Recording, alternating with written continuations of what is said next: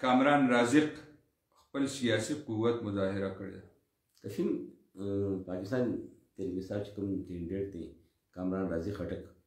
هغه یې نن لوی پاور شو کړې ده، په شهیدو کې هم کړې ده، په نظامپور په علاقې کې هم کړې ده، په یو ورځ دوه غټې پاور شو کړې دي. ادریس خان چې دی نو هغه چې کوم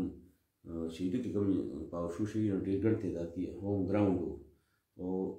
همیشه دا دغه و چې دا یو خبره کېده چې چونکې ایم پی ای دی دلته خلک ترې خفه دي، کلي کې کار یې نه دی کړی یا دنه کلي نه بهر دی پاتې د رایش دی نو خلکو سره رابطه نشته. خو نن چې کوم دی پاور شو وکړ هغې کې ګڼ تعداد کې خلکو شرکت وکړو او څومره ګڼ تعداد خلک موجود و نه کې ایم پی ای چې ادریس خټک هغې لږ ابدي دم شو، سترګو نه اوښکې هم رالي خوشحالۍ نه چې د عوامو ګڼ تعداد کې